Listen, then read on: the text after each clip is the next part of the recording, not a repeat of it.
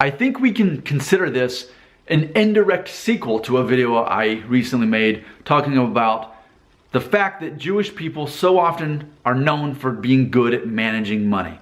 And not as a punchline, not as a joke, not as a cliche, but the reasons why they often are and how that is. And I had someone who was Jewish comment on it and explain it, and I was so grateful for that. So this, if you've seen that, consider this the follow-up, the indirect sequel, because that all started when someone said I was generalizing about Jewish people handling money, and I absolutely was. I'm not denying that. And I think what we have to do if we're going to be mature and emotionally intelligent about discussing ethnicity and culture, we have to recognize that cultures, ethnicities, often are very predictable. And that's not always going to be a bad thing. But what we ultimately have to ask ourselves a question, how ethnic do I have to be before I can talk about those generalizations? Or what if you're not at all that ethnicity? Can you talk about it at all? I think this is a very fascinating thing for us to unpack together on this YouTube channel. So, for example, I'm thinking about one of my favorite shows and one of your favorite shows, The Office, and Michael Scott. And you see there's often racial tension where he doesn't want to be racist, but he accidentally sort of becomes that way. There was a whole episode that involved HR where he was quoting Chris Rock, a great and wonderful and respectable stand-up comic that we all by default love. He's great. And because what does Chris Rock do? He's able to generalize about African American culture, talk about it openly, and it's funny. But he is African American. So if you're white and you're saying those same things, by default it tends to make you a racist, which is what was happening to Michael Scott. He's not African American. If he's quoting an African American comedian, it doesn't set well with people. So there's definitely some credibility that a lot of times you have to be that ethnicity to be able to talk about it. But then, how much of that ethnicity? What if your father's white and your mother's black? Can you still make those jokes? What if you're only a quarter African American? You know, how little can you be of something and still make those generalizations without it being racist? You know, so for me,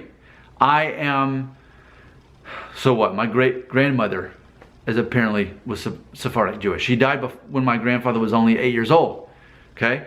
I'm a little bit Jewish. I'm not claiming to be a whole lot. I'm claiming to be a little bit. My DNA tests show that, and culturally there's things about me that I definitely see how that makes sense.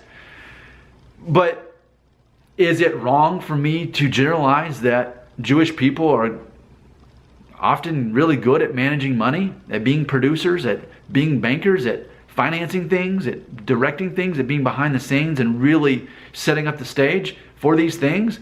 Is that wrong for me to generalize that? Am I Jewish enough to do that? I'm going to say it's going to depend on the situation. I'm going to say for me, was that okay? Yeah.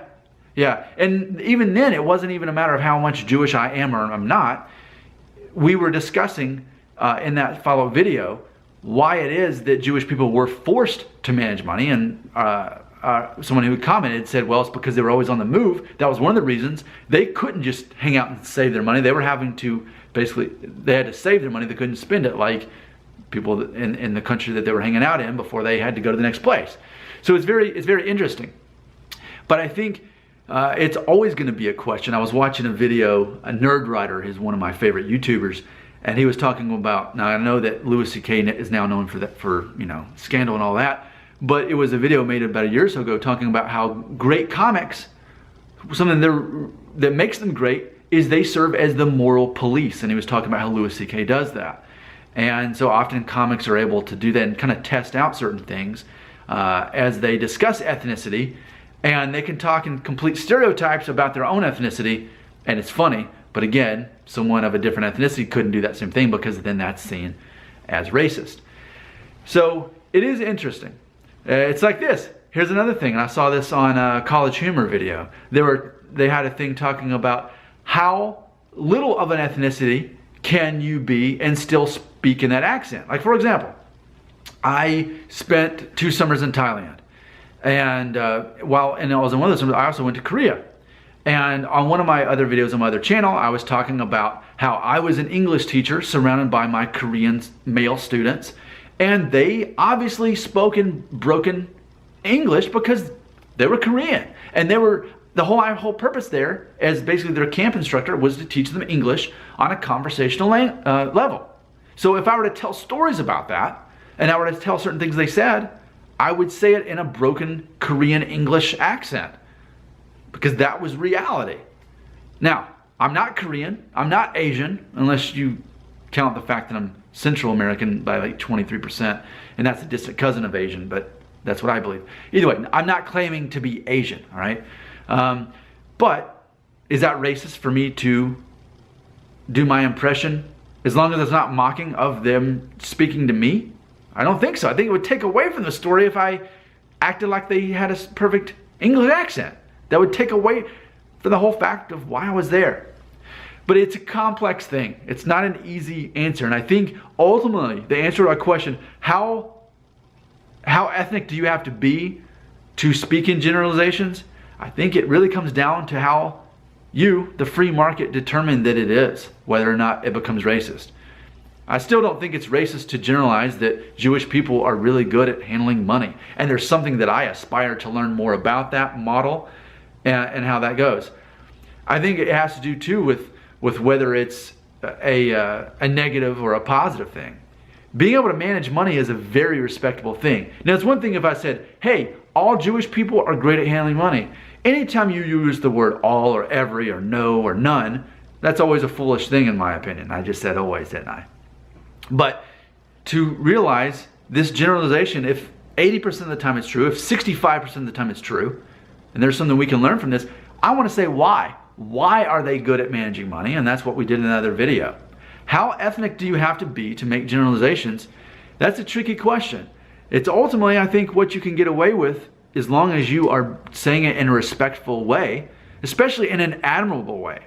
When I talk about Jewish people being good at managing money, all you see is 100% admiration. You don't think, haha, wink, wink, he's trying to poke fun. No, there's nothing funny about it. It's all matter of fact. So for me to be able to do that, I think it's all in the context and the narration, the narrative of that. But it's always going to be a question, no matter what ethnicity we're talking about. Maybe for certain things, you definitely have to be a certain level of that ethnicity to talk about. Just like Chris Rock, the comedian. If he were any other race saying the things he says, we would say he's a racist. But fortunately, he's African American. It gives him that platform to be able to say those things and make us all feel a little bit more comfortable. And again, that's best revealed by watching The Office and see how Michael Scott can't get away with imitating Chris Rock. Tell me your thoughts on this. I think this is fascinating. If I didn't, I wouldn't be making an 8-minute video about it, would I?